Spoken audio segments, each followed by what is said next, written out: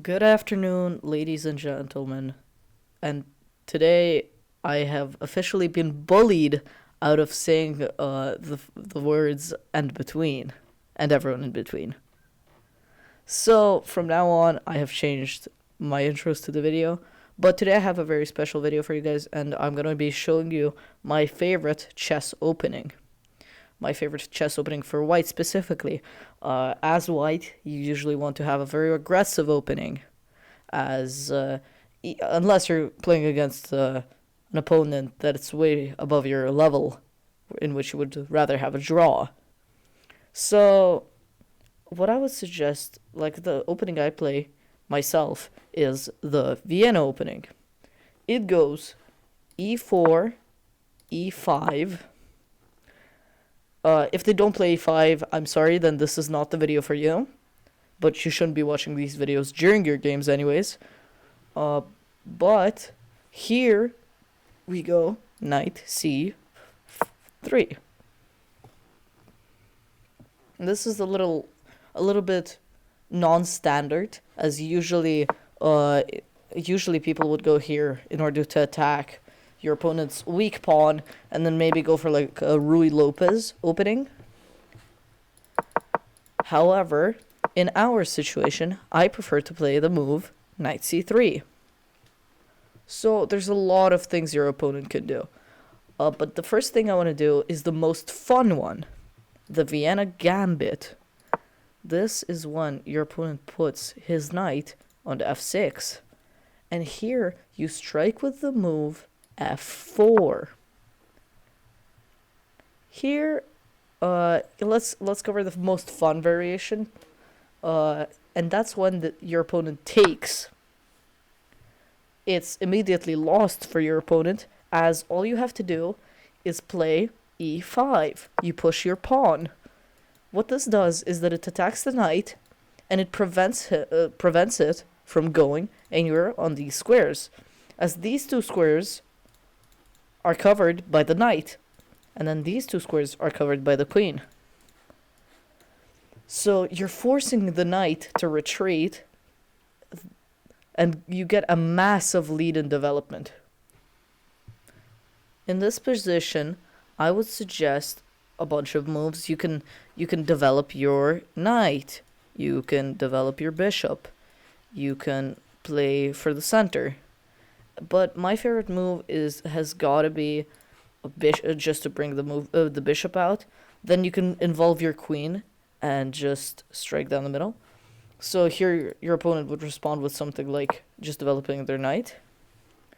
So here you're just able to take the center and open up the bishop to the diagonal in order to take this pawn. So here is you just have a massive lead in development, and you can arrange an attack way faster than your opponent. Now let's look at what if your opponent doesn't take. There's a bunch of things you can do, but the most common one I've seen is that they go here for some reason. And here you're just able to take. You're just able to take. You're just able to take, and then the same thing happens. You just get a better center. So then you have to bring your knight and just defend this pawn. And other than that, you're way ahead. So another move I've seen is to play like this, to defend the pawn. Here, what you can do is just simple development. You can just simply develop with bringing your knight out, and just play this kind of like a queen's gambit, but reversed. So, and then this just leads to some natural moves, like, no, that's not a natural move, like this. Then you can play bishop f5 or so. Yeah, it just leads to very standard gameplay. Now, let's look at a different variation. This variation is when they don't play this move, and they play this move instead. Here, you first want to develop your bishop, and bring it onto the square, as this creates a very active bishop, And if your opponent tries to mirror you, you're able to just slap them in the face by playing Queen G4. This looks like a idiotic move. However, you're threatening this, and then just you're leading an attack. You're gonna win this pawn, and you're just gonna demolish your opponent. I want to go back to this position, as not only is there Queen G5 threatening this pawn, but there's also Queen H5 threatening mate. So after this move, you're pretty much guaranteed to win this pawn, as well as threaten checkmate on your opponent. So a natural, like, let's say your opponent is just not having a good day, and then they don't realize the threat. You're just able to mate them in one move. And if your opponent is having a good day, they're gonna, like, top engine move, top stockfish move is to just bring your queen out. But trust me, no one is ever gonna do that in an actual game. So here, a natural move just would result in someone panicking. So they would probably lose a pawn or like a piece for this. They try to, for example, they'll try to block out the queen, and that would just lead to a little bit more chaos. So the queen just is able to retreat, and you're completely safe. So, yeah. Then what do we do if the opponent just, for example, we play the bishop out, and then they go knight f6. Here, I would suggest to just play standard chess and just develop your knights. So that's pretty much the basics of the Vienna opening, and that's pretty much the basics that you should know. I know this opening is a little boring, but it's very good, as it can lead to insane attacks, as well as just massive leads in development. Okay, so there's some more options that black can play once you play this move. For example, bishop c5, just bringing out the bishop first. Here, a move that I really like is to just attack at the, like, directly. So just play queen h5. So it's not the best of all moves, but of course, on a lower level, this could work very well. So some people would just get scared, and they would play, for example, something like this.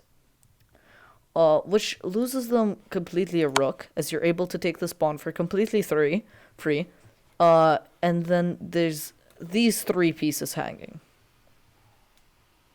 Yeah, there's three pieces hanging at the same time. So you're just guaranteed to win the rook. Your best move is just to move the king, so you just easily win this pawn. What if your opponent doesn't play that? Let's say they play the best move. Let's say they play this. You're just able to do the same thing. You still win a pawn, and you're double attacking. The best move is in this situation is to play this, and then from there you just keep going with the standard Vienna development.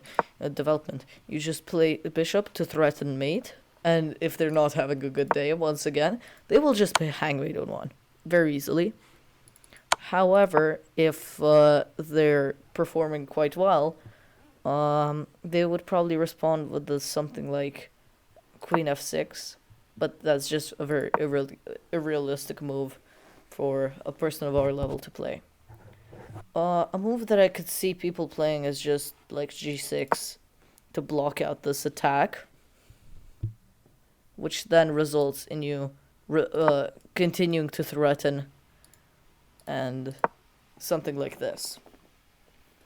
This is an advantageous position for you, as you have more development, and you've kind of ruined this pawn structure, so your opponent most likely wouldn't like to really castle there, as your dark squared bishop might infiltrate later down the line. Okay, I hope that this video helps. I hope that I explained the idea well enough. And the next video is going to be on the Caro-Kann defense for black. So you have a weapon for white and for black. Thank you for watching. Please like, subscribe. Part of my project is to actually get a few comments. So could you please comment? Thank you. See ya.